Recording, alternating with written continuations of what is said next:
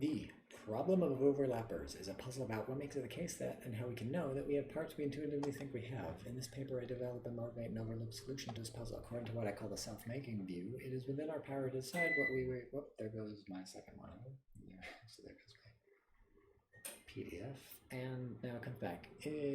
According to what I call the self-making view, it's within our power to decide what we refer to with the personal pronoun I. So the truth of most of our beliefs about our parts is ensured by the very mechanism of self-reference. Other than providing an elegant solution to the problem of overlappers, this view can be motivated on independent grounds. It also has wide-ranging consequences for how we should how we should be thinking about persons. Among other things, it can help undermine an influential line of argument against the permissibility of elective amputation. Interesting. After a detailed discussion in defense of the self-making view, I consider some objections to it. I conclude that none of these objections is persuasive, and we should at least take seriously the idea that we are to some extent self-made, and this is published in Mind. Cool. I'm a person, a conscious, rational thinking being. Bold claim. I also have various parts: feet, hands, nose, ears, and so on. Moreover, I have parts that are or involve my thinking parts: brain, head, and those without a conventional name in English. For example, my nose complement, a part that includes all of me except for my nose. For the sake of vividness, focus on my nose complement. My nose complement is everything intrinsically required for personhood. It is a working brain with the capacities to sustain a complex mental life. Or yet, it has my brain, which makes it an excellent candidate for thinking just what I think. But if my nose complement thinks of itself what I think of myself, it's badly mistaken. It's possibly not a person. It certainly doesn't have a nose. Unfortunately, things seem to my nose complement exactly the way they seem to me. What makes it the case, then, that in referring to myself, I refer to a person and not to a nose complement? How can I know that I'm the person, not the nose complement? This is one of many overpopulation puzzles widely discussed in personal identity literature. However, my cursory presentation lumped together two different problems that ought to be distinguished. Thanks to anonymous referee for helping me get clear. For clarity's sake, let me introduce some fresh terminology for them. The first I shall call the problem of almost persons. Here we assume that at the outset that even if our large composite proper parts are very similar to persons, they nevertheless fail to be persons. That doesn't automatically answer the following question: what makes the case that when I use the term I refer to a person? I put the question in linguistic terms, but there's an equally pressing question about I thoughts. If I share a place with almost persons, that ultimately fail to be persons. That's not a full sentence. And then what makes it the case that my I thoughts pick out a person rather than any of these non-persons? These questions have a distinctively metaphysical flavor, but the problem of almost persons also has an epistemological side. How can I know that I'm a person? Whatever reasons I could cite for thinking I'm a person are also available to non-persons overlapping with me, but if they think they are persons, they're wrong, and since I have no rational basis to tell myself apart from them, apparently I cannot know that I'm a person. The second problem, which we call the problem of overlappers, requires no specific assumption about personhood. Never mind if my nose complements a person. I firmly believe that I am not the nose complement. I have the boundaries of a human being and not those of a proper part of a human being. To borrow a pair of useful expressions from Madden forthcoming, what's this?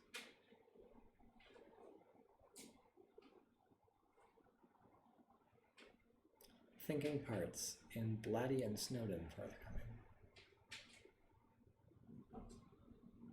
Oh, Essays on Animalism. I have that downloaded. I gotta read that whole book, I think. I'm a humanoid, something in its human form. When I refer to myself and entertain various beliefs about what parts I have, these are normally true beliefs about the humanoid, not false beliefs about something that overlaps with the humanoid. An overlapper, to borrow another handy expression from Madden. For instance, when I utter the sentence I have a nose and think the thought expressed by it, I say and think something true about a humanoid, but I do not say and think something false about a nose complement. I do not say and think something false about a nose complement. But why is this so? This puzzle, too, is an equally pressing epistemological aspect. If I think I have a nose and my nose complement thinks it has a nose, one of us is wrong. But how can I know that I am not the one who's mistaken? More generally, how can I know that I have roughly the same parts I think I have and am not overlapping with different set of parts? The problem of overlappers is more or less what Madden forthcoming calls the problem of thinking parts. I still prefer my terminology because Madden's label suggests that when self-referring, we'll always pick out the largest candidate, which has all the other candidates as proper parts. As should be obvious from the discussion below, I believe this assumption is false. For more on these puzzles, see all these people. I've read this, maybe both of these. I've read this. My mouse just... Okay. I think I've read one of these. I think I've read this. I think I've read this. Uh-oh. Don't think I've read this.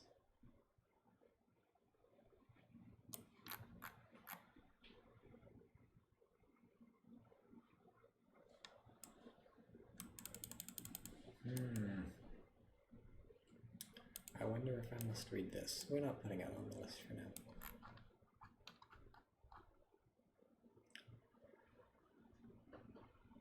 This does not necessarily mean the traditional puzzle. Whoops, this is not the right.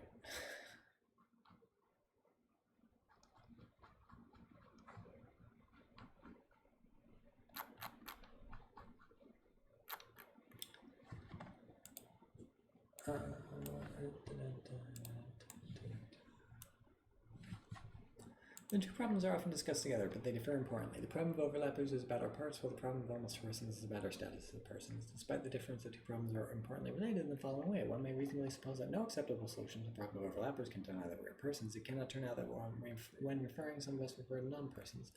Call this the person constraint. The person constraint is highly plausible and suggests that the two problems are best approached together. To recap, this means we need to answer the following 4 questions. What makes the case that our I thoughts and utterances pick out persons? How can we know that they pick out persons? What makes the case that they typically pick out things with roughly the parts we think we have? And how do we normally know that they pick out things with roughly the parts we think we have? The rest of this paper will focus mostly on questions C and D. The metaphysical and epistemological aspects of the problem of overlappers, but it'll also be necessary to discuss the problem of almost persons in some detail. There are 2 reasons for this. First, I want to show there's a unified solution to the 2 problems. Second, I want to show that while my solution to the problem of overlappers is quite unorthodox, it honors the person constraint. The 2 problems share an important common feature. They make no assumptions about uniqueness or referential indeterminacy. As I stated then, both are concerned with why we are and how we can know that we are entities with certain features. They assume neither that exactly one person candidate is a person, nor that every token of I indeterminately refers to one person candidate. This is no accident. The problem of almost persons and the problem of overlappers are puzzles about self-reference and etc. specific to conscious, rational, and thinking beings. There is a completely general puzzle, Unger's famous problem of the many, which arises for all material objects, including persons. It's not entirely uncontroversial what exactly the problem is, but the phenomenon of boundary vagueness plays a central role in it. Take, for instance, an ordinary chair. It's not clear what the boundaries of the chair are. There are mere logical sums around the outskirts of the chair that do, and large overlapping sums that do not have certain particles. What prevents all of these mereological sums from being chairs, and even if exactly one of them is a chair, which one is it, at least in part? This is a problem about referential indeterminacy. We intuitively think that when attempting to refer to a material object of kind K, we determinately refer to exactly one K. Moreover, we take ourselves to know which K we are referring to. The problem of the many threatens to show otherwise. It's important to make it clear that the problem of overlappers and the problem of almost persons do not concern boundary. They threaten widespread and massive error, not referential indeterminacy. In the actual world where boundary vagueness is rampant, it's easy to mistake these problems for special instances of the problem of many, but the problems differ both in source and scope and should not be confused. The 2 problems should also be distinguished from overlapping puzzles that have to do with coincident rather than merely overlapping person candidates. For example, the problem of the thinking animal for non-animalist theories of person identity, and the revenge problems that target animalism. I'm not sure about revenge. For these puzzles, see Snowden, Olson, Noonan, Shoemaker, Baker, Robinson, Johnston, Ardendotter, and Parfit. Unlike these puzzles, the problem of overlappers and the problem of almost persons arise for any metaphysical persons according to which we have thinking parts. The rest of the paper will proceed as follows. In section 2, I'll present 2 general approaches to the problem, deflationist and heavyweight views. In section 3, I'll introduce my preferred variety of deflationism, the self-making view, roughly our I thoughts and utterances automatically pick out the best candidate referent in our vicinity. The view borrows a familiar idea from Harold Noonan. When using the word I, only persons refer themselves, non-persons refer the persons they overlap with. As we shall see, the self-making view provides a nice solution to the problem of overlappers, but can also be motivated by independent considerations about demonstratives and mental content. It also has some surprising, although to mind attractive consequences, will be spelled out in section 4. Section 5, I'll address several objections. I'll argue that none of them are compelling, and we should treat the self-making view as a serious and largely overlooked competitor in the metaphysics of persons. So the question is whether we put those 2 puzzles into Hypernomicon. I'm feeling like no, not right now. Maybe we go back and do it. How should we go about solving the puzzle? 2 broad strategies recommend themselves. The literature rarely distinguishes between the problem of almost persons and the problem of overlappers. In presenting the 2 strategies, I should not pay too much attention to distinction either. I'll be more careful when presenting my own view. It's one reason why I didn't just put those things in Hypernomicon. Heavyweight approaches attempt to find some metaphysically significant features that distinguish persons from their overlappers. The feature that most obviously comes to mind is existence. Perhaps the problematic parts do not even exist. One may get rid of the nodes, complements, and their kin by rejecting the remainder principle, according to which for any x and y, if x is a proper part of y, then there's a z composed exactly of those parts of y that don't overlap x. But in itself, this will not solve the puzzle. One would also need to eliminate composite proper parts whose existence is independently plausible, such as brain, heads, and upper parts, those the sculptors represent with a bust. For this reason, Wilson concludes that we have no composite proper parts at all. An alternative heavyweight strategy is to accept the existence of overlappers, but maintain that they lack some intrinsic property required for personhood. Perhaps things' mental properties don't supervene on the metaphysical properties of those parts, or overlappers do not intrinsically qualify as persons, or perhaps their parts lack certain natural functions as necessary for personhood. Either way, heavyweight approaches contend that the problematic person candidates don't enjoy our metaphysically distinguished status. By contrast, deflectionist approaches posit no deep metaphysical differences between us and our overlappers, and suggest instead that some general facts about the workings of the thought and language guarantee that when self-referring we refer to things with the right parts. These views are naturally paired with the more general deflationist attitude to the metaphysics of the persons. The underlying thought is that most philosophical questions about people are primarily conceptual questions. I'm deliberately being somewhat vague here, since the view comes in so many different varieties. Lewis, Nozick, Hirsch, Parfit, Unger, Rovane, Seville, Sider, Eklund. What a spread. This does not necessarily mean that traditional puzzles surrounding persons are philosophically unimportant. Sider, for instance, argues that the problem of person identity is conceptually deep, even if metaphysically shallow. Theorizing about persons may shed light on crucial concepts like deliberation, moral responsibility, but will not reveal much about the fundamental structure of the world. An anonymous referee pointed out to me that division between heavyweight and deflationist views is not necessarily sharp. According to reference magnetism, a view inspired by Lewis, meaning is determined by use and intrinsic eligibility. One might think that the various questions about metaphysics of persons turn on the meaning of the predicate is a person, which is determined by what strikes the best balance between use and eligibility. Sider was otherwise sympathetic. Magnetism considers and rejects its application to personal identity. I refer to magnetism merely as a view inspired by Lewis, since it remains controversial whether Lewis himself endorsed it. See Weatherson and Schwartz.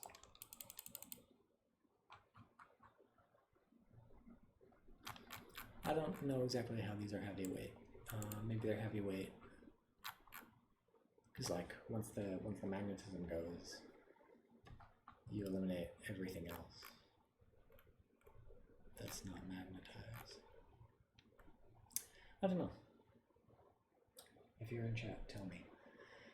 As of today, the most popular deflationist view about personal identity is conventionalism. A natural conventionalist account to overpopulation puzzles would be that something about the meaning of the predicate is a person guarantees that our self-referential attempts to latch onto things with the features we normally attribute to them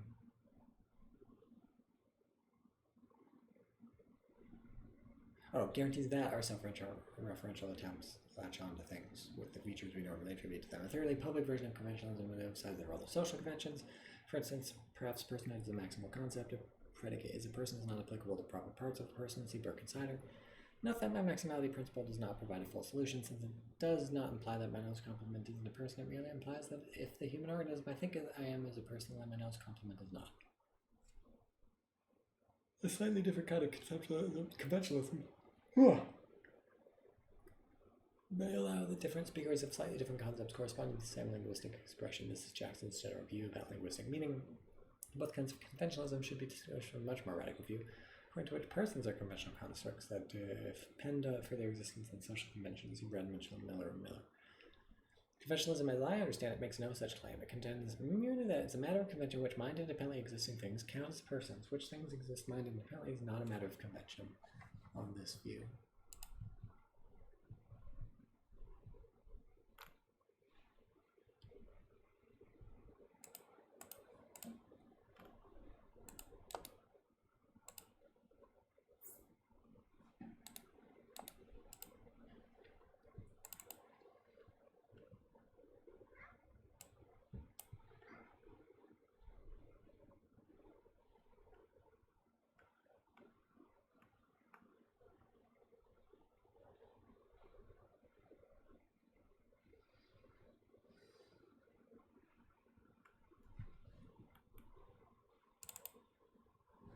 I should have explained what the hell weak conventionalism is, because I think he's a weak conventionalist. I'm just going to put I think.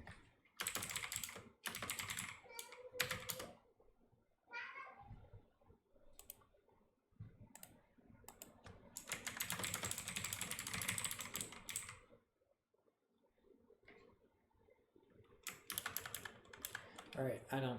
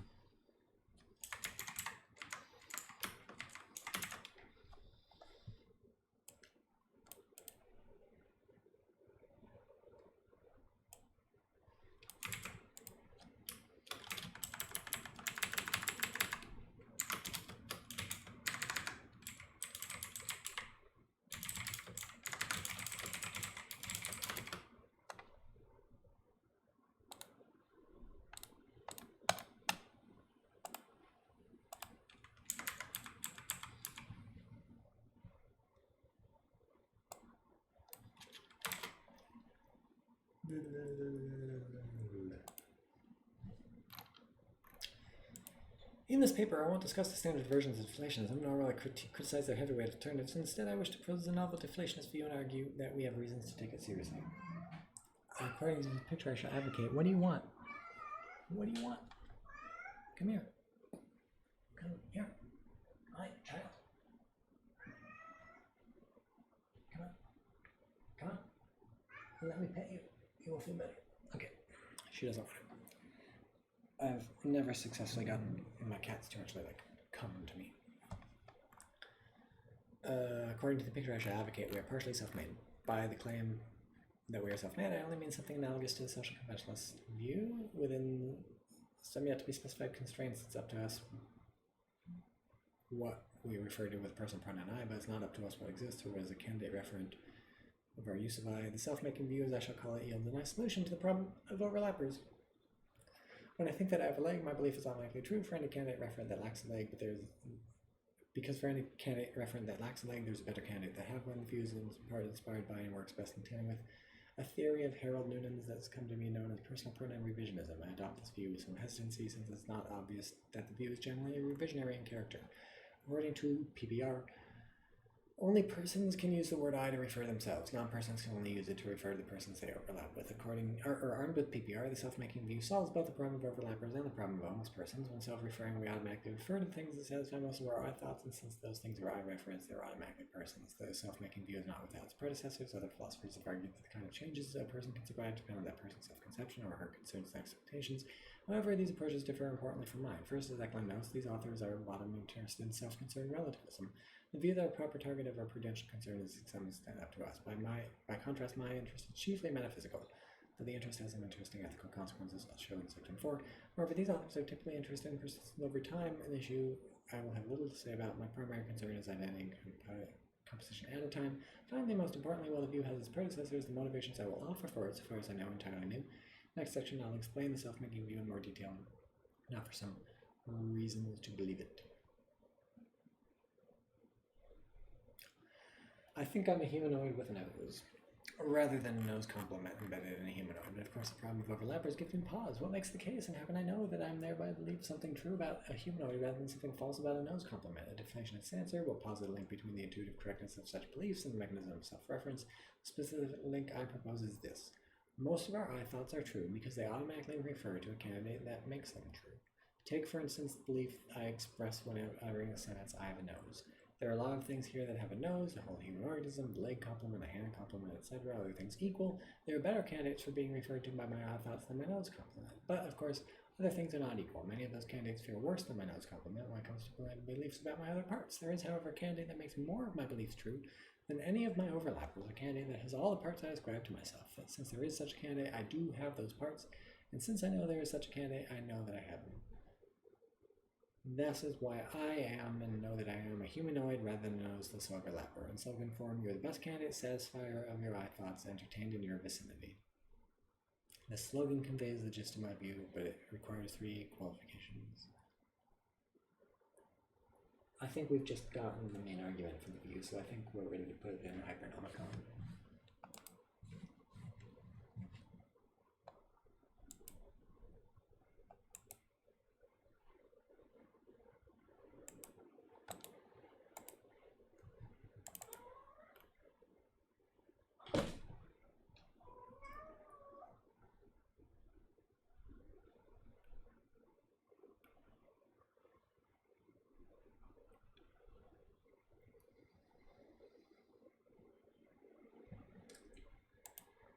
So isn't this a form of direct private cognitivism?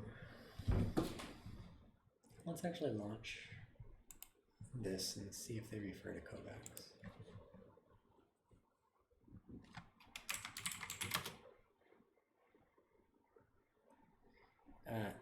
It is not clear, for instance, that this is exactly Kovac's 2016 view. But that's about conceptual analysis. This is a synchronic conventionalist discussion.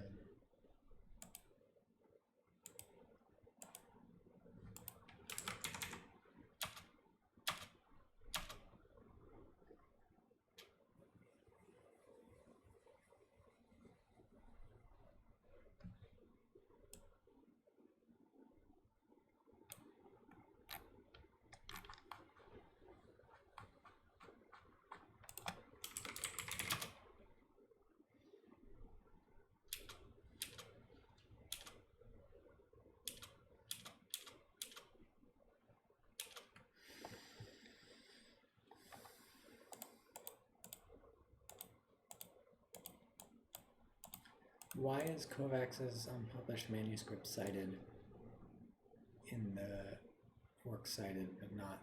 Oh, Jesus! This is the whole book. Okay, well, we give up. I think it's a direct private communism.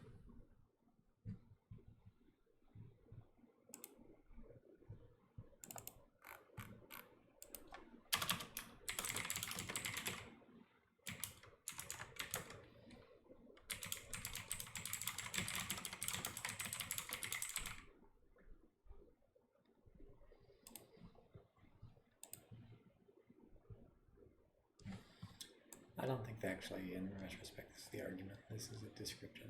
Well, maybe it's the, I don't know. Whatever. Let's keep reading. We can put it in later. First, how should we understand the expression the I thoughts entertained in one's vicinity? Importantly, on my proposal, when I believe that I have a nose, my overlapper also believes that I have a nose. It doesn't believe that it has a nose. There are many overlappers where I am, but when entertaining I thoughts, they are all thinking of me. I, on the other hand, am thinking of myself. While I'm happy to say that my overlappers share my thoughts, it would be somewhat misleading, though true, to say that they may share my day say or my I thoughts.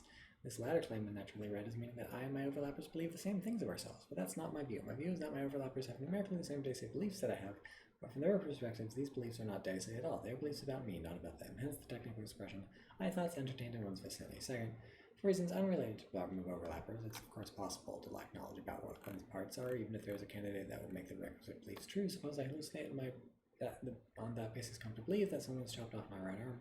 Is my belief that I have no right arm a true belief about an arm complement, or a false belief about something that does have a right arm? Intuitively it's the latter, and the self-making view should not predict otherwise. The original slogan should be amended to take care of these cases, but such amendment is also independently motivated. The problem of overlap concerns an essentially indexical piece of information. Even once all the facts about the candidates and the parts are settled, these facts still don't guarantee that I am not the handless overlapper. Moreover, knowledge of all these facts at best equips me with knowledge that I am one of the candidates, but fails to rule out that I am the handless overlapper. However, if I falsely believe that my right has been chopped off, I also do not know various non-indexical truths about which candidates exist and what their parts are. The modified slogan, which is more in keeping with the spirit of the self-making view, can be thought as followed. You are the best candidate satisfier of those I thoughts entertained in your vicinity that are not based on ignorance, lack of knowledge about the relevant non-indexical truths. That's fine. The third qualification is best brought out by a natural but mistaken complaint about the self-making view. The objection is that our method of identifying us with the best candidate reference of our I thoughts will not narrow down the number of candidates to one, so the self-making view doesn't solve the problem of overlappers, since we have beliefs about our legs, arms, and nose, but not about the electron on the tip of the hair or the zone verge of falling out. There will always be some indeterminacy about the reference of I. In response, I should emphasize again that the problem of overlappers is about why we are. And how can we can usually know that we are things with parts that we intuitively think we have. The threat this problem poses is not referential indeterminacy, but massive indeterminate error. Since the self-making view explains why we do not commit this kind of error, it solves the problem of overlappers. This does not guarantee a single referent due to the widespread phenomenon of referential indeterminacy is simply beside the point. What does the self-making view say about the particles that obviously indeterminately seem to be of my parts, but which I have no beliefs either way? For example, what about the particular electron in the middle of the body? Cases like this don't pose a problem for the self-making view. Take a particular electron E that's clearly part of my right leg. Well, it's true that I have no beliefs about E. I do believe that the right leg is part of me, so the best candidate referent in my I thoughts is something that has a right leg, but part of it is transitive, so the best candidate also has an electron as a part of the self-making view. It doesn't imply that to have some X as a part is necessarily believe that some has some X as a part. That's fine. Nevertheless, the objection does show that there may be no such thing as the best candidate satisfier of our I views. We can take the point and modify the slogan one last time. You are the best satisfier of those I thoughts entertained in your vicinity that are not based on ignorance about the relevant you are one of the best satisfiers of those I thoughts entertained in your vicinity that are not based on ignorance about the relevant non-indexical truths. Sorry, sometimes my third monitor, which is my iPad, cuts out, and stuff happens. Hopefully by now we have a sufficiently clear grasp with the self-making view.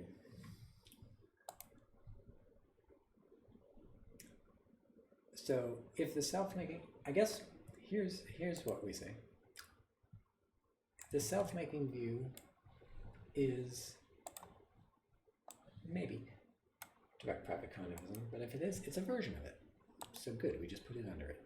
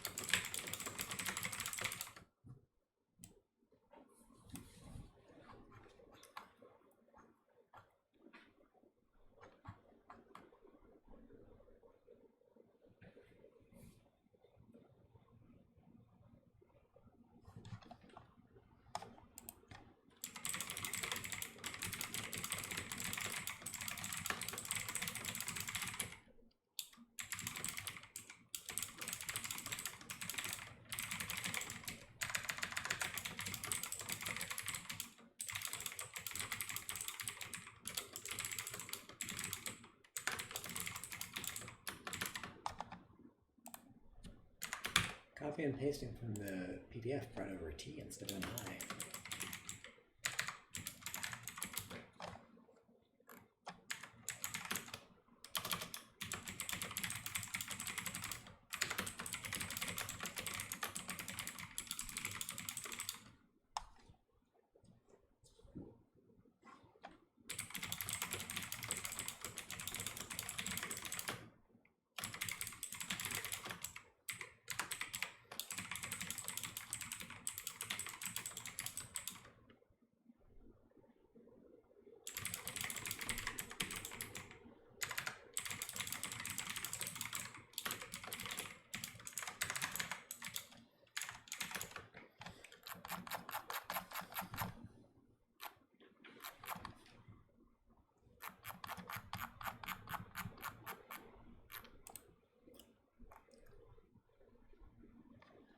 Do we have any reason to accept it? I think we do. Though I have no knockdown argument to offer, I didn't suspect you did. I would like to mention a few considerations to my mind that make the view very attractive. These fall into two categories. First are the bottom-up considerations the self-making view dovetails with the plausible views about demonstrative reference and mental content. Second, there are top-down considerations the self-making view also has great problem-solving potential. We somehow missed this. Hawthorne briefly entertains a view somewhat similar to my self-making view. This view doesn't seem to allow for ties, since Hawthorne presents as a proposal about how to specify the vague predicate is a person. As should be clear from now, I think that the problem of overlappers should be sharply distinguished from any problem having to do with vagueness. Let me begin. Let us start with bottom-up motivations. It's customary to distinguish between pure index goals, I today, tomorrow, and truth demonstratives, this, that, she, he, and true demonstratives, this, that, she, he. The difference is roughly that while the reference of a pure index goal is secured automatically by its meaning and content, in the case of true demonstratives, some extra effort is required, perhaps a physical demonstration, or certain direct intentions. An interesting intermediate group includes demonstratives such as here and now. Arguably, these demonstratives are like pure index goals in that their meaning and content put automatic constraints on their reference, but they're like true demonstratives in that these constraints leave standing more than one candidate referent. Typical uses of here refer to the speaker's location, but there can be considerable variation in the extent of this location. It can be the speaker's immediate vicinity, her room, her apartment. Another fun one is the answering machine. You say, I'm not here right now. Mutatis mutandis for now, and look, I'm not here right now. In every context, it refers to the time of the utterance, but the span of that time is not constant. Again, when you record on the answering machine, it's not clear. It's the time of the utterance. Kaplan includes here and now in his official list of pure index goals, but as he points out, they both suffer from certain amounts of vagueness.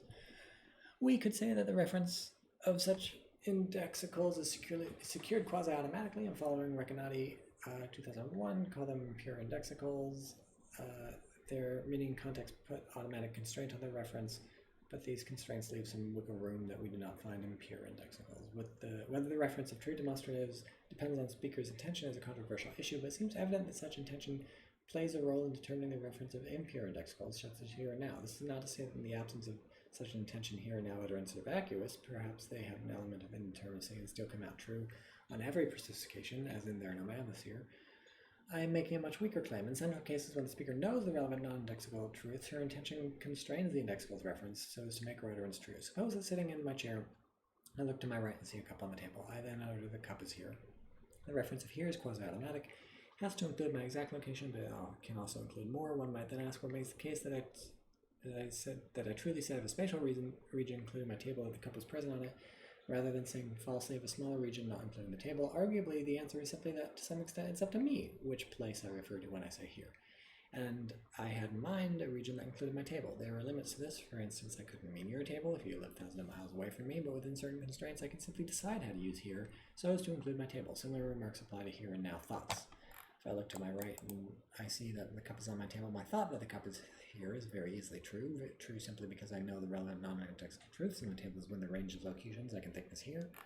Recanati presents essentially this view about here and now as more or less the standard view in the literature. Like most philosophers of the language, writing on indexicals, Recanati focuses on utterances involving here and now, and less concerned with here and now thoughts. Now, I almost invariably believe treated as belonging to the same group of pure indexicals as today and tomorrow. However, the problem of overlappers should make us realize that this is in fact closer to here and now. Remember, context, several overlapping. Cool. So now I know how the argument goes, and I should finish writing it first, but let's just stick it in.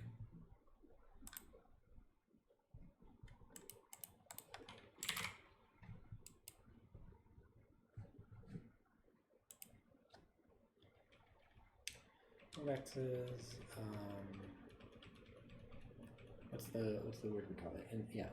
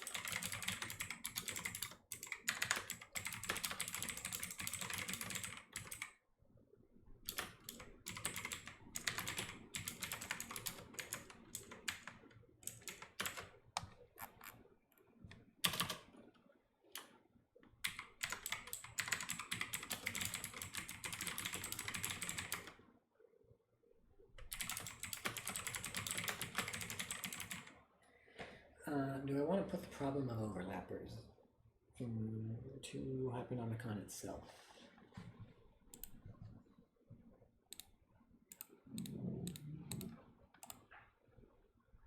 It can be a term. Oops.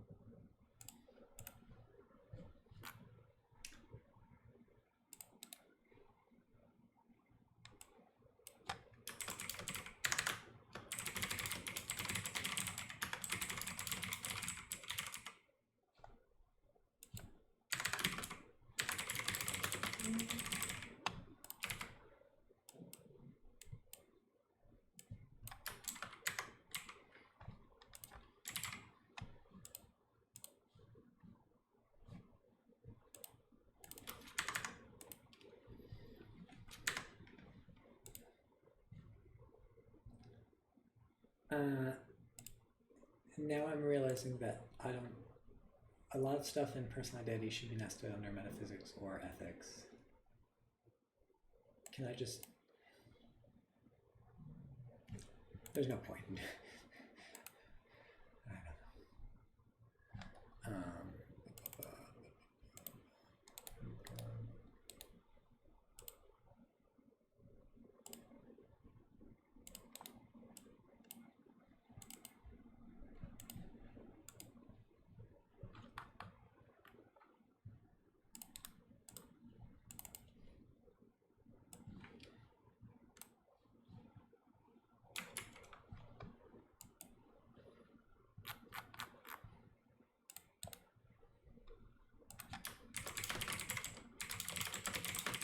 Is it called the problem of almost persons? I forgot the name of the problem. Yeah, the problem of almost persons.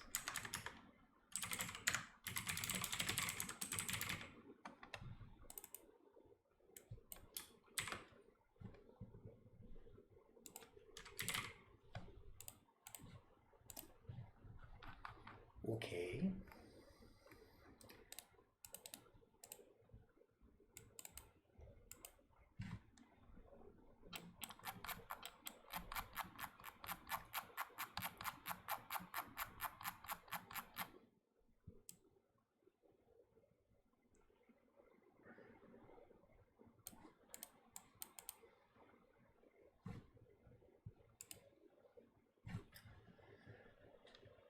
Likewise, in every context, several person candidates are intrinsically eligible to be picked up by I. This is the problem of overlappers. This may be puzzling, but likely a solution naturally recommends itself. Above, I've suggested that our here thoughts and utterances are usually true because we have some freedom about which place we pick out with them. The truth of most of our I thoughts can be explained in a similar way.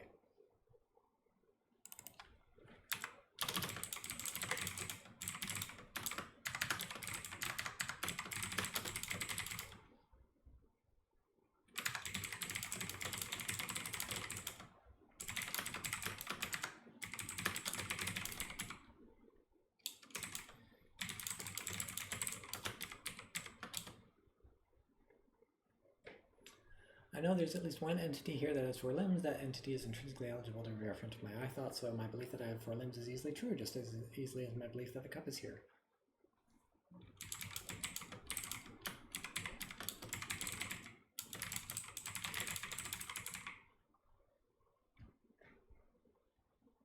To be sure, as a matter of fact, I shows more stability in its reference than here. With few exceptions, most of us consistently use I to refer to a humanoid, but I maintain this difference is only 1 degree. If that's right, we get the following argument for the self-making view.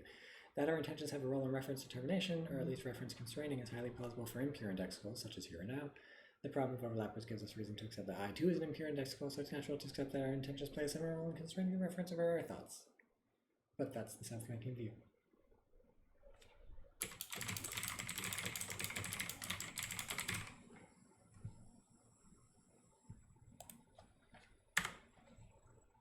Bingo, bingo, bongo.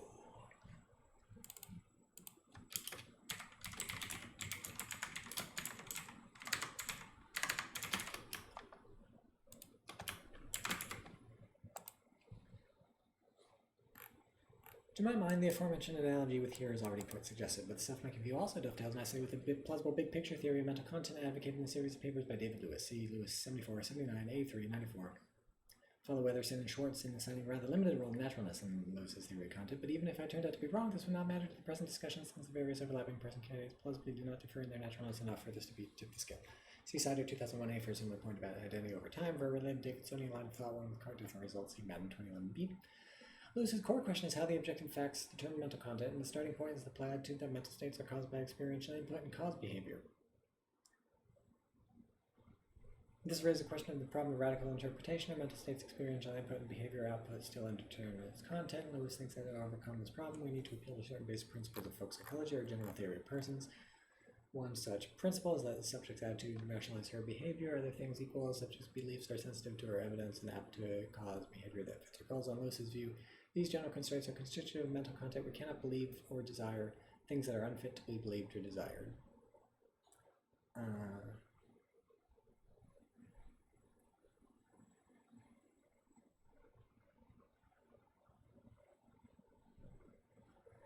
I want it in Hypernomicon, and I don't.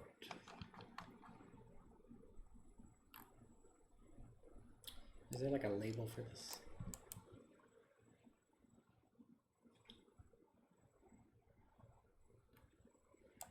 I don't know, let's just check the bibliography.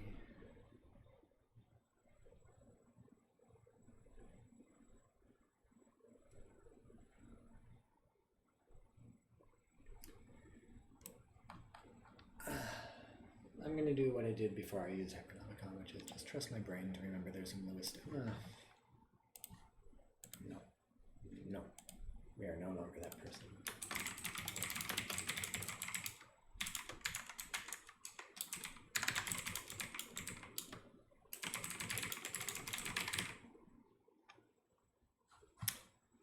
Good. So I think it's enough just to say Lewis.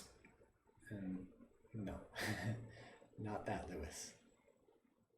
I wonder what we're going to do when Lewis gets in here. Because they both have the same search key. I don't think I have any 2 people with the same last name yet. I haven't run into what Hypernomicon does about that yet.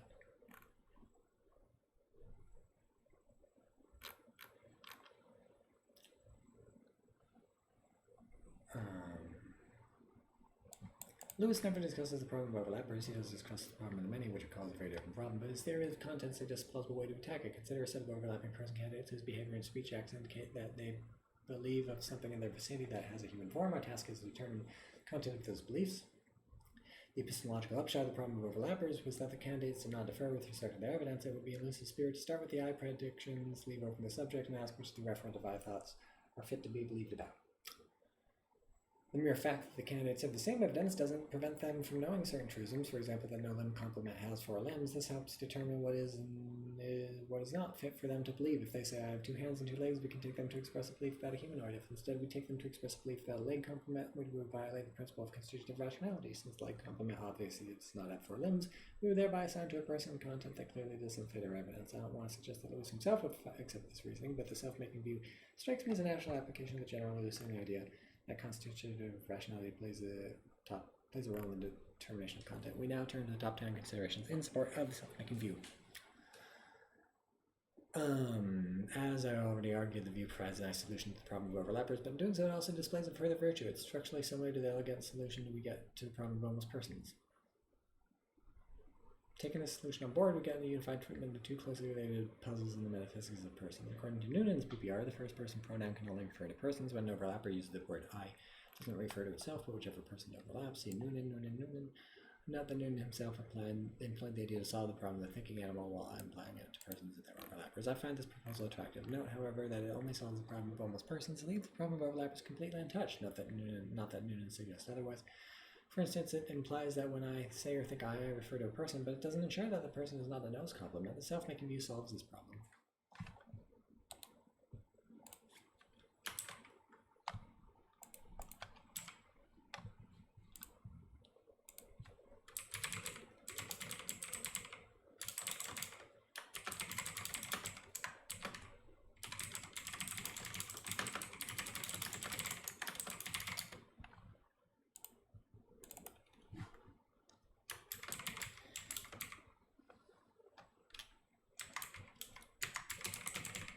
What was the PPR?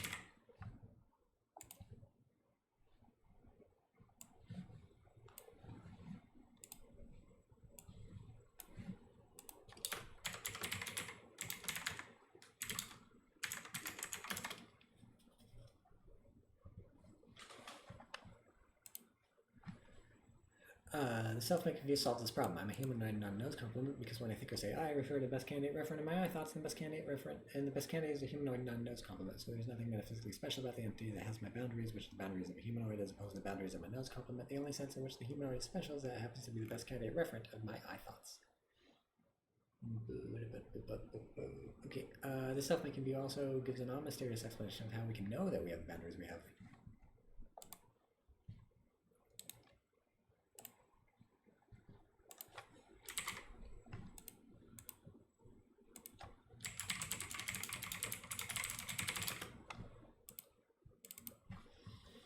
It's not because there is, despite our great physical similarity, a deep metaphysical difference between us and our overlappers that somehow prevents the latter from being candidate eye reference. It's also not because we possess extraordinary epistemological powers that make extremely fine-grained distinctions among several overlapping objects, some of which differ from us only in negligible respects, nor is it by relying on some very strong form of externalism that effectivize the problem of overlappers poses any epistemological challenge. Madden presents and dismisses such a response. The idea is that if I were a hand complement, I would not possess the same evidence for having a hand that I in fact possess, since it wouldn't even be true that I have a hand. I said with Madden in finding this answer unsatisfactory.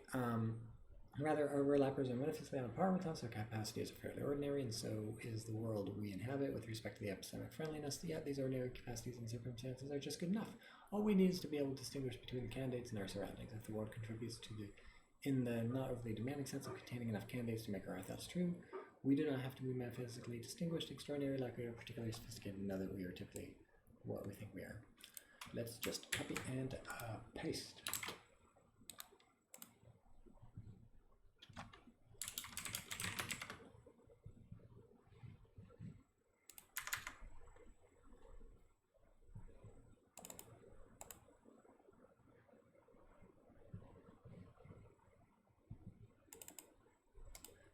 It's a T reference.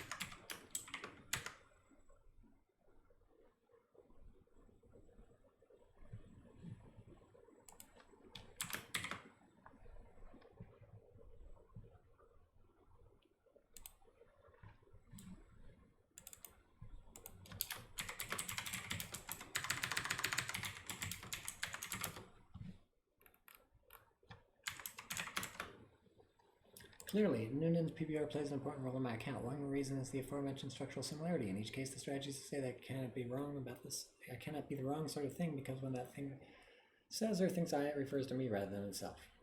If there's also a second, more equally important reason, in conjunction with the earlier mentioned remainder principle, my view is the surprising consequences of this are hand-arm link complements. Those who think that persons cannot be proper parts of humanoids may then object that the self-making view implies that some eye reference are not persons, therefore thereby violating the person constraint. We can stave off this word by combining the self-making view with PPR. Since I always refers to a person, eye reference and the proper parts of humanoids are indeed persons, so the self-making view is perfectly compatible with the person constraint. What has to be rejected is the assumption that persons always have a human form. I turn to these issues in the next section. Self-making view might sound strange at first glance, but as we've seen in most cases, it delivers intuitive results. Things are a bit different for people who hold unusual beliefs about their parts. Take, for instance, bodily integrity and identity disorder, a rare psychological condition often characterized as mental illness. Patients suffering from this condition believe that at least one of their healthy limbs does not belong to them, and they could live a happier life without that limb. Here in what follows, I assume that some X belongs to F, if and only if S has X as a part. This is a controversial description. Some would say that most BID patients accept, as a matter of fact, that they have the unwanted limb, but only believe that they should not have it. Bain and Levy cite a survey according to which only 13% of BIDs reported the unwanted limb was not their own. Never mind, what's essentially the point of the section is the belief that one does not have the body that one appears to have. If you think BID are not a genuine example of that, replace every future occurrence of BID with the belief that one does not have a certain body part. I'm also assuming that BID's day say beliefs are consistent. For instance, if a BID patient is attached to a left leg with a birthmark on it, he does not believe that he does not have the left leg and that he has the birthmark. When such inconsistencies arise, the best candidate referent has to be settled on case-by-case basis, which belief is more central in the patient's belief system. For the sake of simplicity, I stick to cases in which the patient's belief about his parts are clearly fully consistent.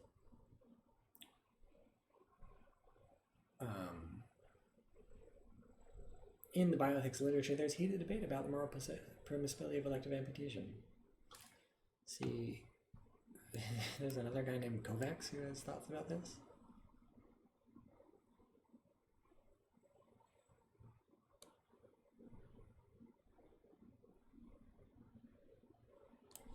I wonder, are they related?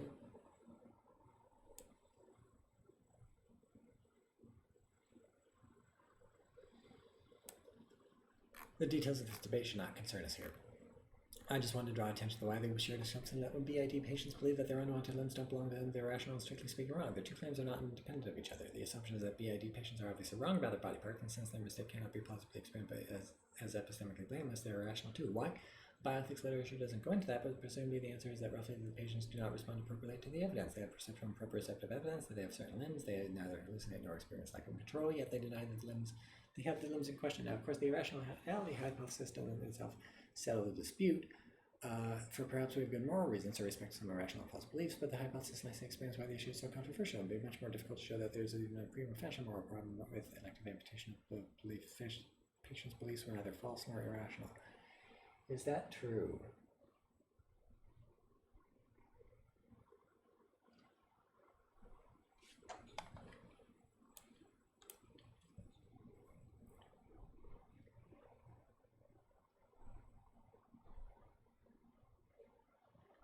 Since this, I guess he's about to say, let's keep reading.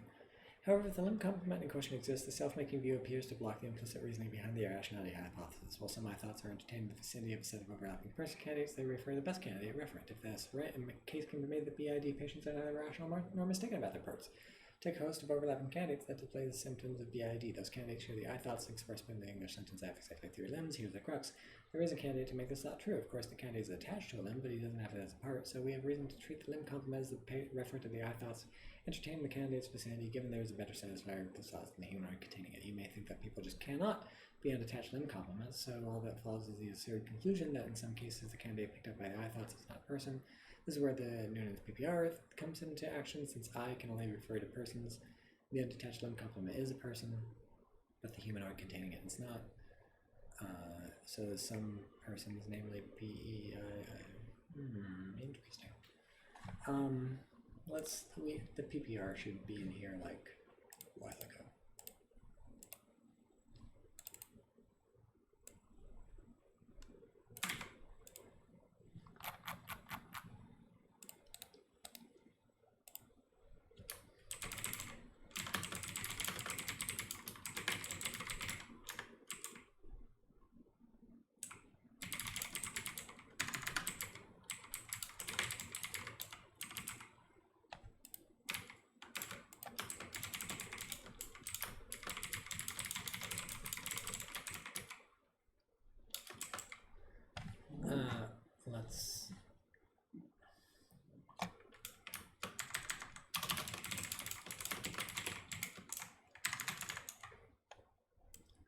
Let's get the canonical sort of.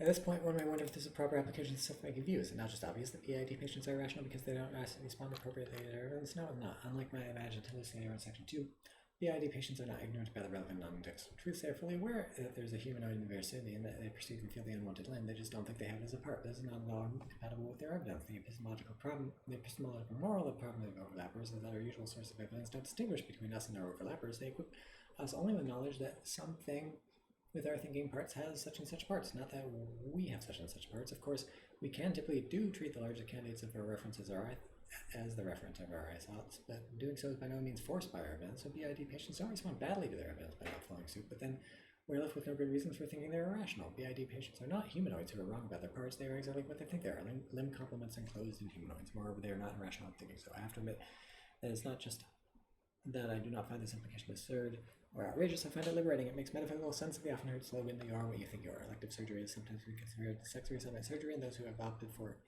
and in that those opting for it feel that they were born in the wrong body. I want to suggest that this case of BID patients, even this is an understatement. They already have the right body. They're just surrounded by the wrong accessories. At the end of the day, BID patients' beliefs about their parts are neither false nor irrational is, I believe, a surprising consequence in the self-making view of the remainder principle, a consequence that some people would even take to be a reductio. I have little to say in response other than I don't find this consequence counterintuitive at all.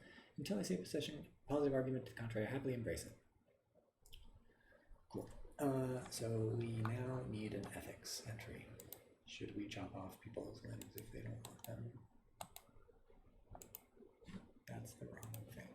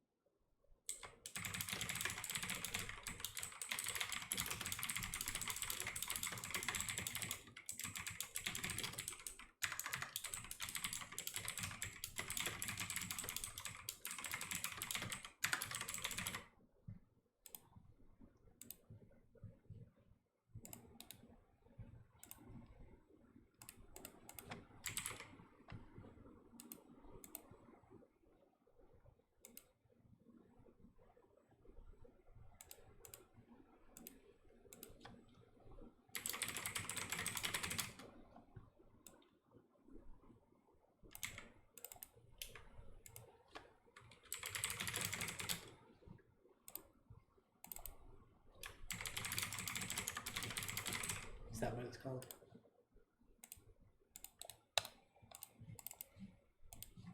Yeah.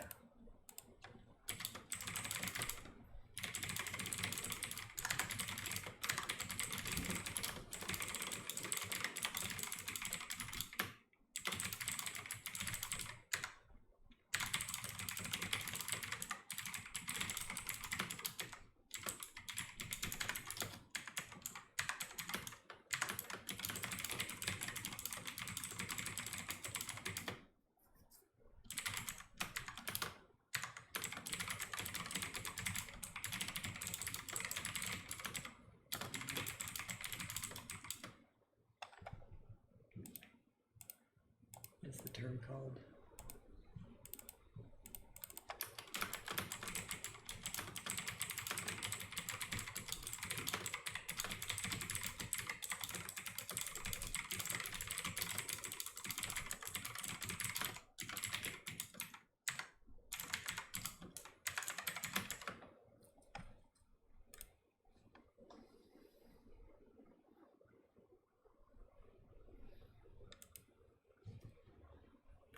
Okay, intersect.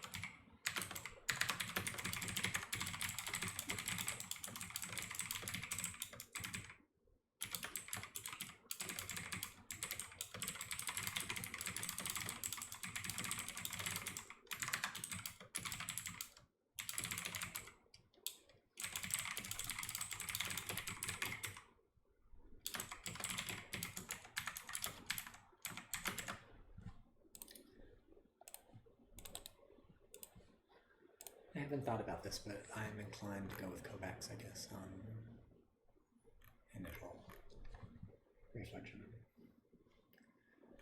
Objections. PPR does double duty in my account. For one, it ensures that the view respects the person constraint. For another, it helps give a unified solution to the problem of overlappers and the problem of most persons. In this subject, and I adjust two objections to claim that when using the person pronoun I, only persons refer themselves while their overlappers refer the person if they overlap. The first is that the claim is simply false. The second is that even if true, it's no help in solving the problem of overlappers. Ooh, so now this PPR needs to be a view, and it's a view in philosophy of language.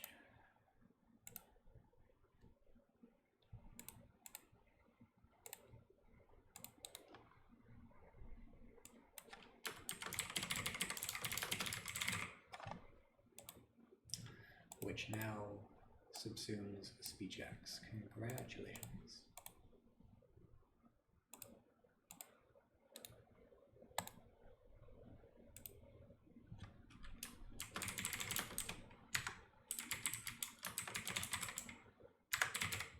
That's the name of it, right? No, revision.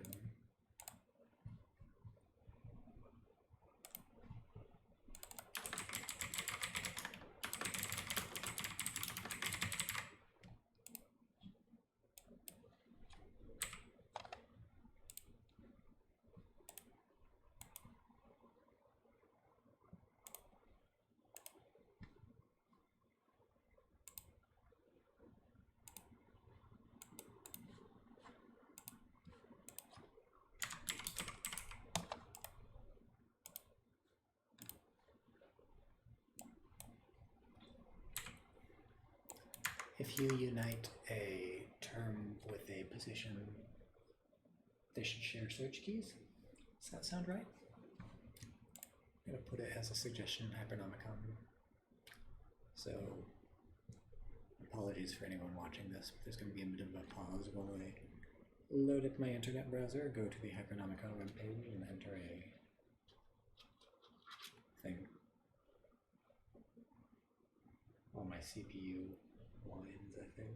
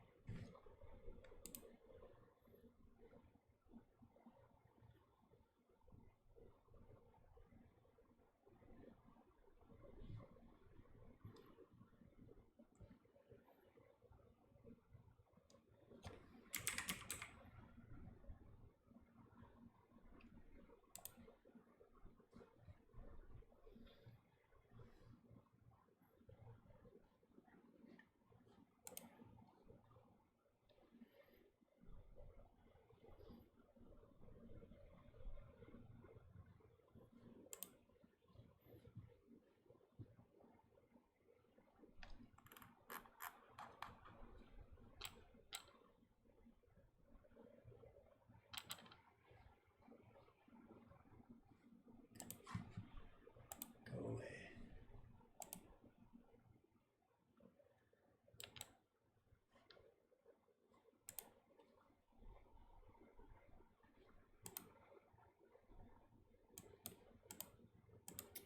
All right.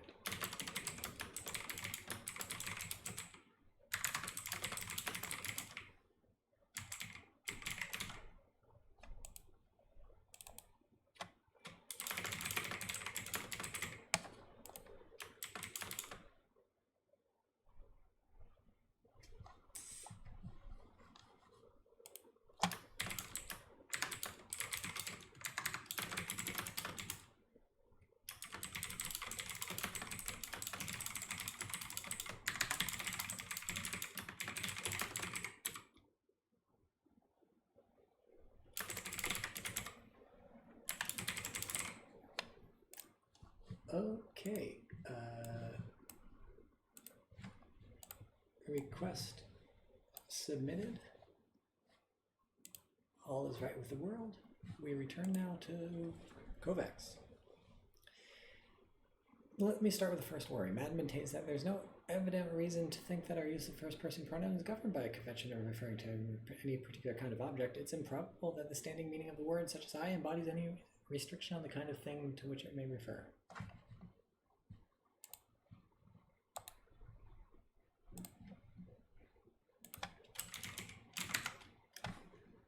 Let's properly speak in this Madden thing. Thinking parts in Blatty and Snowden. Oh, I should put it in.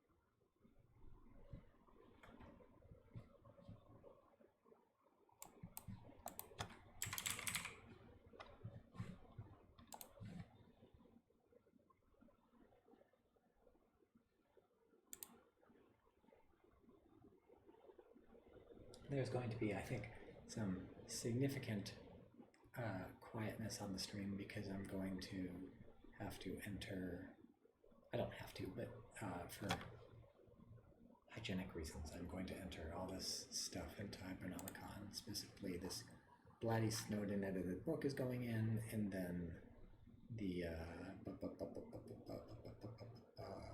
Thinking Parts chapter is going in, and so they both need to be in Zotero,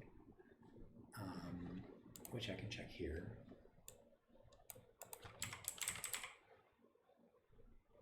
They aren't. Ideally, I put Blatty Snowden and Madden in as people, but we can do that later.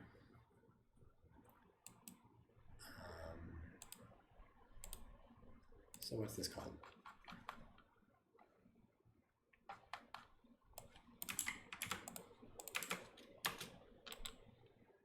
Step 1.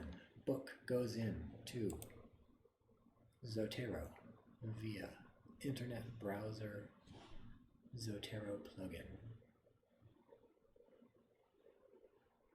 And done. Step 2. Chapter goes into Zotero via Internet Browser plugin.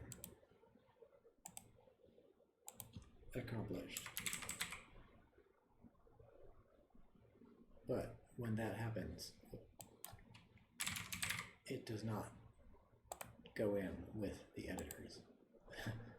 So we add those now.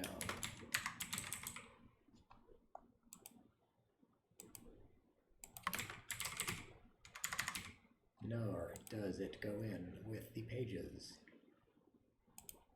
So we add those now.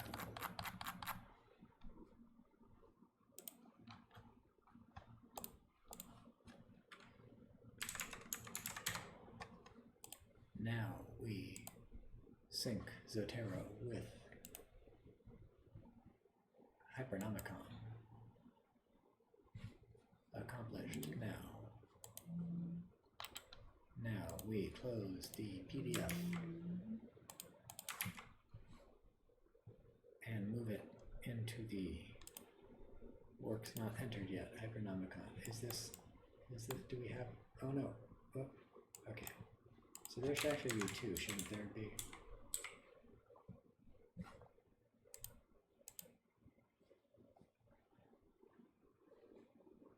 Oh, this didn't totally save.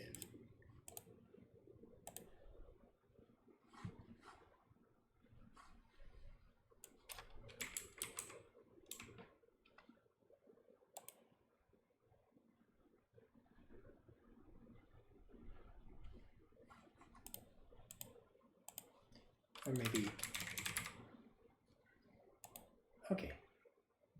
Yeah, so we're still missing this, so maybe we just refresh one more time.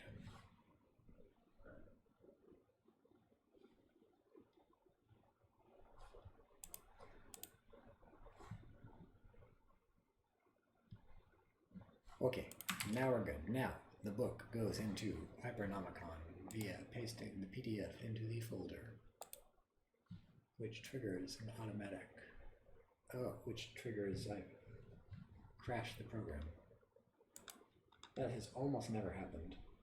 Hypernomicon is extremely stable, so it's pretty cool that I crashed it. This I downloaded to, I was trying to get my iPad, which I'm instead using as a third monitor. I was trying to hook my iPad up as a webcam so I could point the iPad down there, which is where the cat basically sleeps 50% of the time. The other 50% of the time he sleeps on my feet. So that don't work. Is Hypernomicon not loading? Is there any movement here? We're in a timeline. Okay, what are we looking like?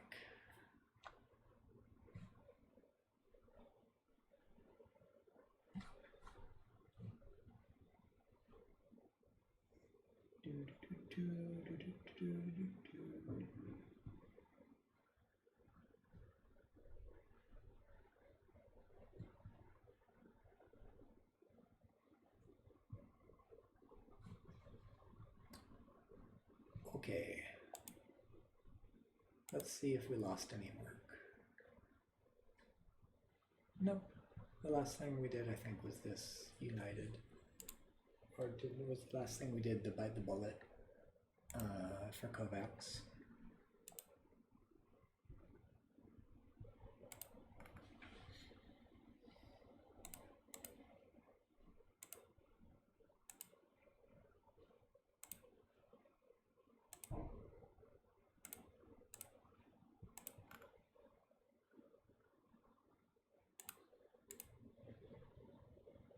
Yes, that's in there too. So we did not lose any data, as typical with Hackernomicon. Nothing ever goes too badly.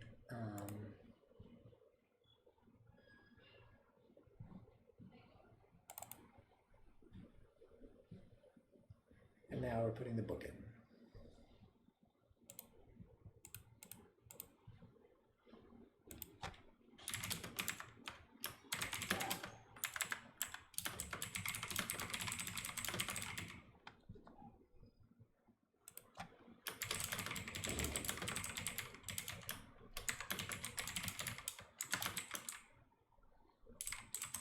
That file name may be too long. We're about to find out.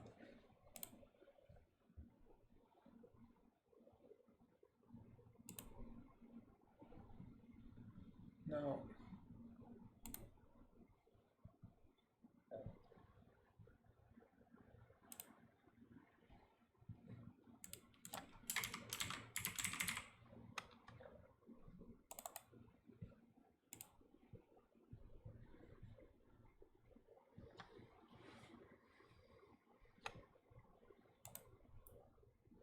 Okay. What is happening? This should all be, yeah, okay, cool. Bit more info. And now, new chapter.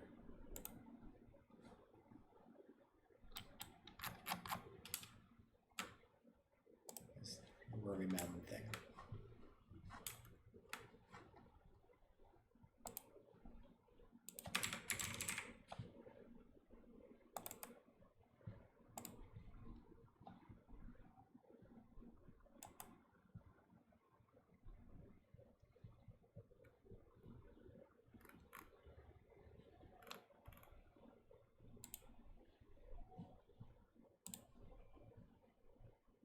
And start page is 189. End page.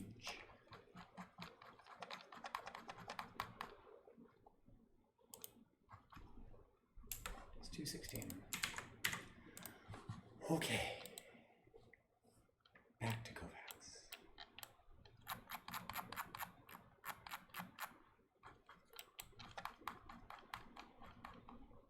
What year is this? 2016.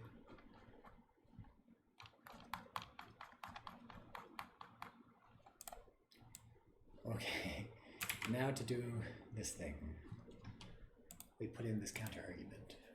So the reason I did all that is because I wanted the work in which the counter argument appears to be in there.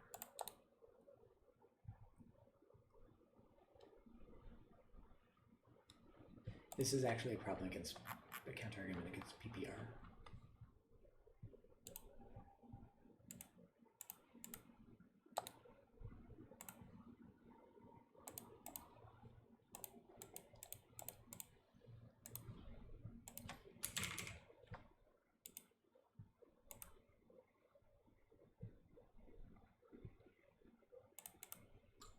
Include author's name doesn't work if you don't actually have the person in there.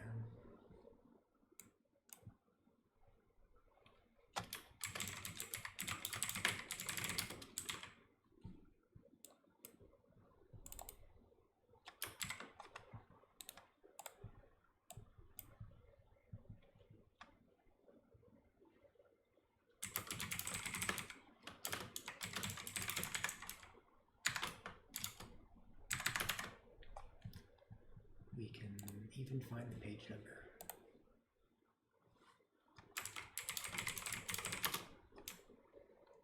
$189.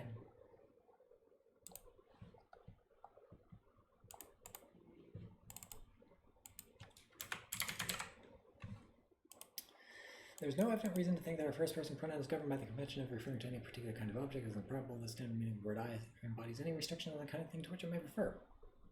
And it's clear from the context that by kind, Madden means something with certain persistence conditions, and I agree with him that the semantics of I has no built-in restrictions on persistence conditions of its referent. However, PPR imposes no such restrictions. All it requires is that whatever I refers to also falls under the predicate is a person, whether the property being a person determines persistence conditions or not. Thus, this retains Noonan's core insight that sometimes Cool. So that's actually a quick, we can just copy and paste that, I bet.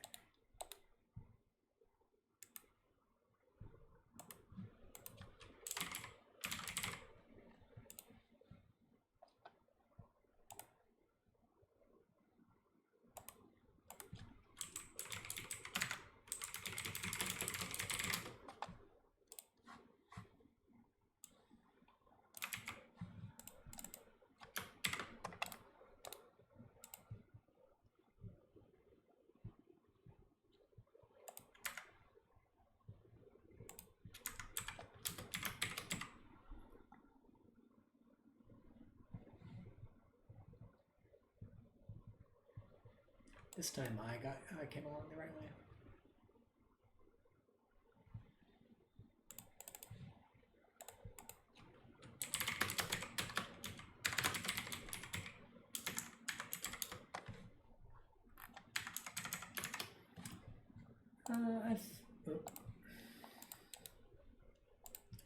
Again, haven't thought about it. Inclined to go with Kovacs here, though. Elsewhere, Madden argues against PPR in a slightly different way. Oh boy. The gist of his objection is as follows. The best non-circular explanation of the attention to self refers the attention's content is read people form the act of the form, X refers to Y. But since an overlapper or man's discussion an animal is able to entertain the thought X refers to Y, it is also able to self-refer. In response, we can grant the general rule that self-reference involves grasping the thought X refers to X. I keep saying X refers to Y, but sorry about that. But maintain that a successful self-referential use of I also requires that one be a person. Madden asks what, given their grasp of what it is for an X to refer to an X, could possibly prevent a non-person from referring to themselves? The answer is nothing. The claim has never been that the overlappers are unable to refer to themselves. The claim is merely that they cannot have self-referential I thoughts. Newton makes a similar point. I'm not going to put this in. I'll just make a note. I'm not putting it in.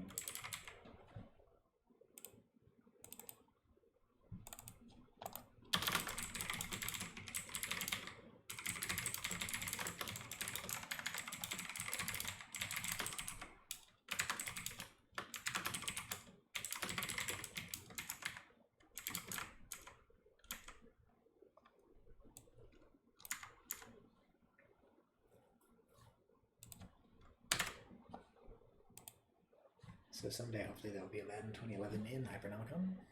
And hopefully, since there's Madden 2011 A and B, hopefully I first put in 2011, whatever. Let's now turn to the second concern. Even if PPR is correct, there's an aspect of the problem of overlappers that neither it or myself can solve.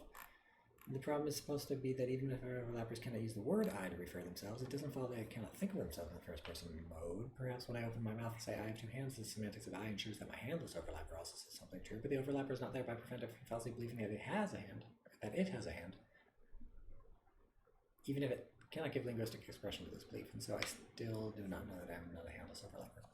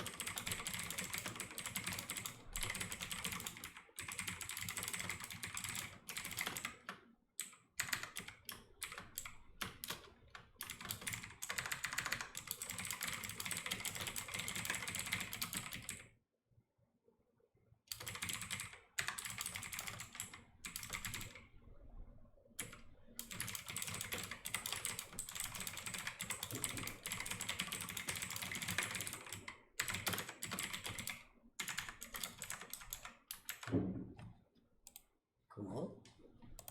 One unusually formalized PPR is a view about linguistic expression. I have all along been talking about first-person language and first-person thought. There's one place where Noonan indicates that his account is also intended to apply to I thoughts. There's no ignorance of the kind Olson describes, he writes, because there's no expression whose truth value is unknowable in the way he thinks. I want to give essentially the same answer. When I think the thought expressible by the sentence I have a nose, there's only one thought entertained here. Of course, my overlappers can do have I thoughts, but these are numerically identical to my I thoughts, and since my I thoughts refer their best candidate referent, there's no room left for my overlappers' I thoughts to refer to anything else. Otherwise, they would not be numerically identical to my I thoughts.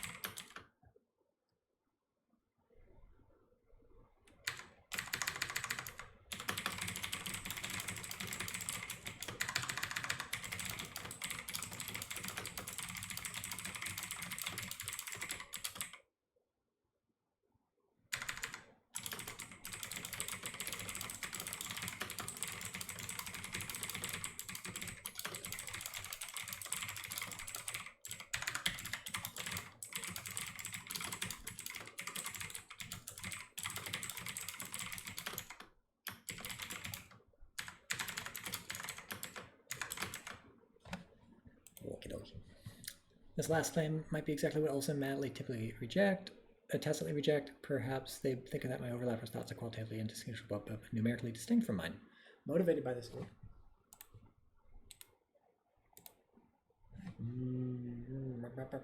Motivated by this intuition, they could try to distinguish primary overlappers from primary overlapping thoughts, which are the qualitatively distinguishable sets of mind. How can I know that this one's mine? I agree that neither PPR nor myself may be solve this problem. However, I think that there is no such a problem to begin with. The reasoning that led to the problem of overlappers simply doesn't generate anything like the problem of overlapping thoughts.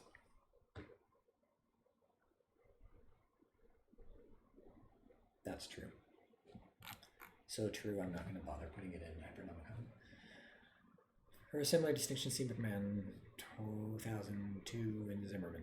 McMahon takes it to be obvious there's no such thing as a problem over overlapping lots, and I agree with McMahon. We should always agree with McMahon, and this is one of those many cases.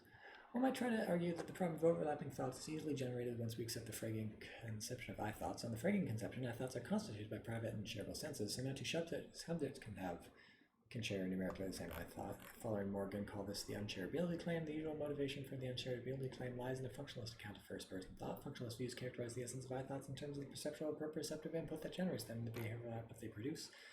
See Evans for a classic defense of Frege functionalist view.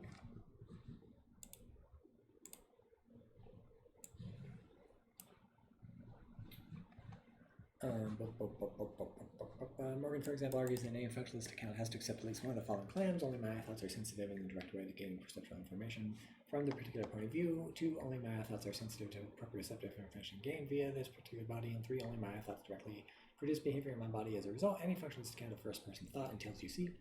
But of course, functionalism about I-thoughts is a controversial thesis.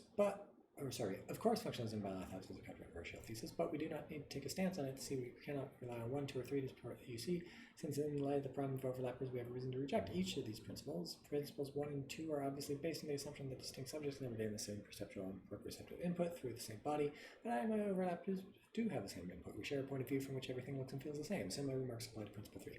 Maybe true that 2 disjoint subjects' behavior is never produced by the same thoughts, but my thoughts do produce behavior in my overlappers, and my overlappers' thoughts also produce behavior in me. It seems then that people at their overlappers propose counterexamples to 1, 2, and 3. The somewhat ironic upshot is that you see the extra premises need to get from the problem of overlappers to the problem of overlapping thoughts is undermined by the problem of overlappers itself. Correct. These brief remarks are not intended to refute functionalism about I-thoughts. My point is merely that the problem of overlappers gives us ample reason to reject UC's formulated above, and weaker formulations will not generate the problem of overlapping thoughts. So we've been given no reason for thinking that our overlappers may have false but inexpressible beliefs about themselves. The objections discussed so far are directed at an aspect of my view that shares with Newton's. In the remainder of the section, I'll address potential counterexamples that are specific to the self-making view. I am the best candidate referent of the I-thoughts entertained in my vicinity, but when is something a candidate referent of my I-thoughts? Sorry, I gotta check my phone for a second. I lied, I didn't.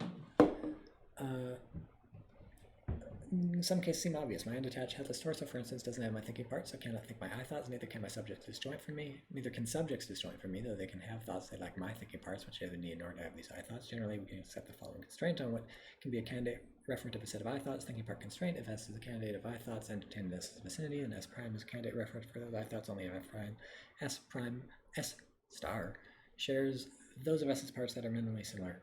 So minimally sufficient for having I-thoughts. The thinking parts constraint does not provide a non-circular definition of candidacy. Indeed, I think such definitions are impossible. This would presumably require a descriptive view of I, which is widely thought to be untenable due to arguments by Perry and others. The idea is that we all have a clear grasp of paradigm cases which we can then use to describe the less obvious ones. The whole human organism is undoubtedly a candidate referent of our I-thoughts entertained in this vicinity, even if in the case of BID patients it ultimately fails to be a referent of those thoughts. Constraints also shows why we are not committed to certain implausible cases of self-making, insofar as they lack thinking part. Head complements and corpses are not even candidate. I reference the self-making view clearly as limits. We should identify BID patients with limit complements, but as the examples show, not just anything goes. Sorry, I keep leaning down because I've been, my shins have been ravaged by mosquitoes, so I'm scratching. Motivated by familiar external slow switching scenarios, Mendes recently defended the kind of best candidate theory of self-reference according to which it is sometimes possible for a dead organism to be the true referent of I is the best knowledge maximizing assignment to I. Despite some similarities, my view is importantly different from Madden's. First, Madden presupposes an animal's theory of personal identity, and as we've seen, rejects a person constraint. Second, the self-making view is chiefly concerned with self-reference at a time, and our knowledge thereof in ordinary cases, while Madden's main interest lies in identity over time, especially in certain extraordinary cases. My preferred approach to identity over time is also quite different from Madden's, one that lack the space to get into here. I wonder what it is. I'm curious. Another interesting question that's not settled by the thinking parts constraint is whether the person can have humanoids as proper parts rather than being embedded in them. Can a person, for instance, use I to refer to a mereological sum of humanoid and an artificial organ or prosthetic limb? Of course, for this question to even arise, the mereological sum question has to exist, and for that we have to make the assumption stronger than the ones needed to generate the problem of overlappers, and stronger even than need to derive the surprising consequences for BID patients. We need to assume not just that undetached thinking parts exist, but also the very liberal theory of composition, presumably universalism, the view that any arbitrary x's in any arrangement have a mereological sum.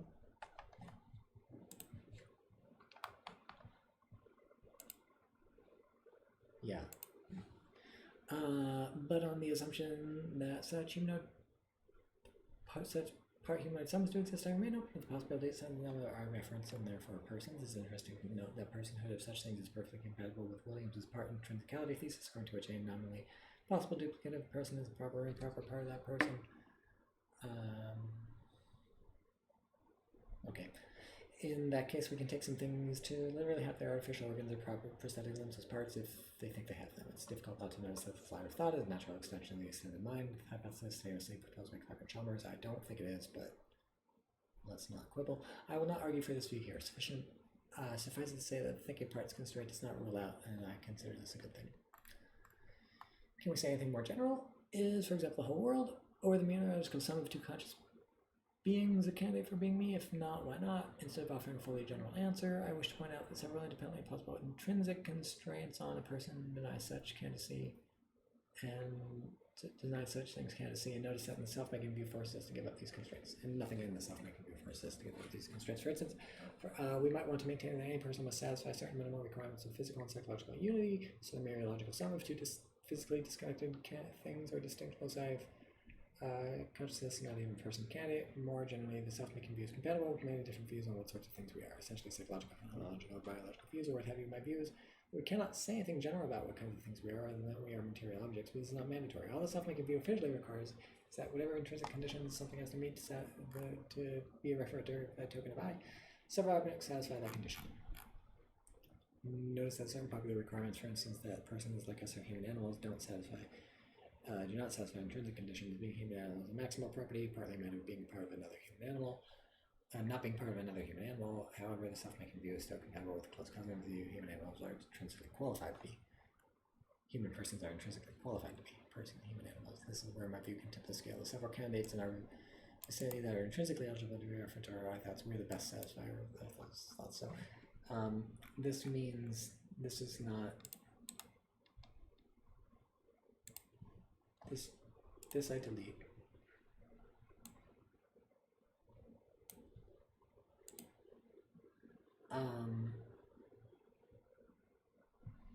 This is not direct private cognitivism because it's not technically a question of personal identity. Oy, oy, oy, oy, oy, oy.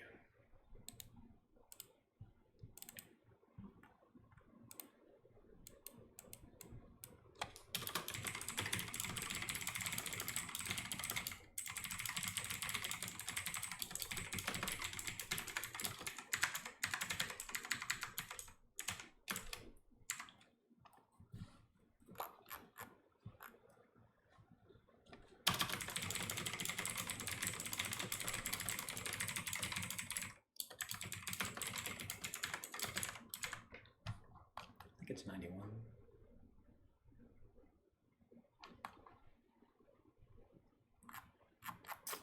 Correct.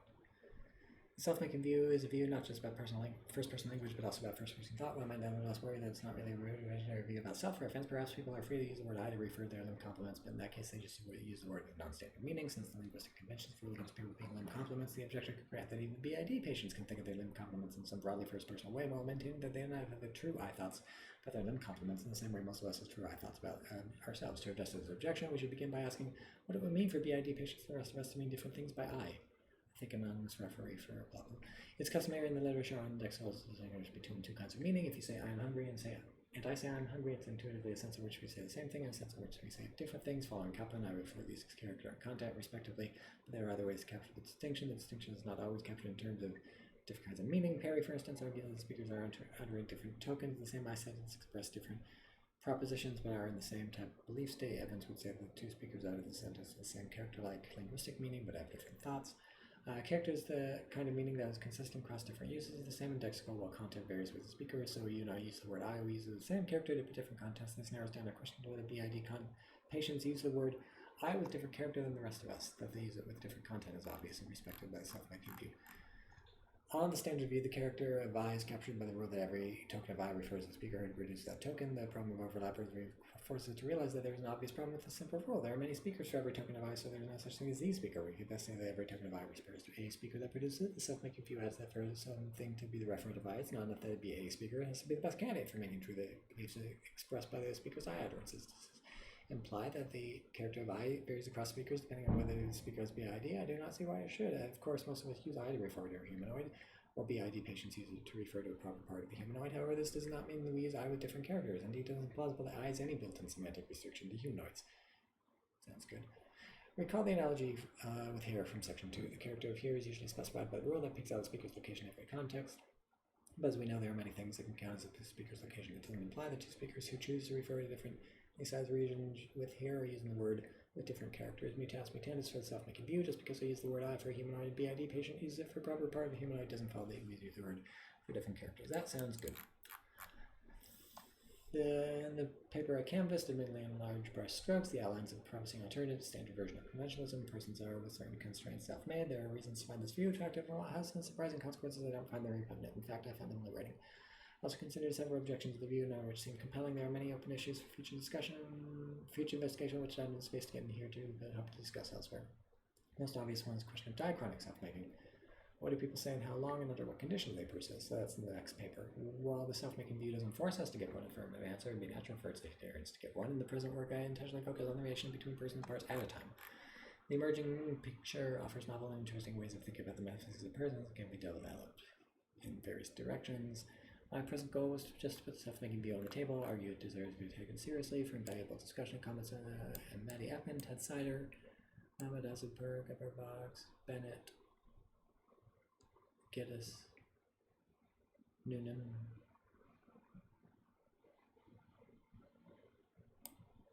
one, two, three, 4, 5 presentations.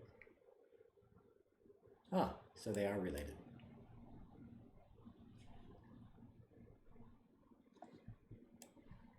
Adam is a dental technician. He frequently hires people who want to get some of their parts. Beautiful. I want all my teeth. So we're done. I have to feed the dogs soon. So thank you for joining me if you joined me.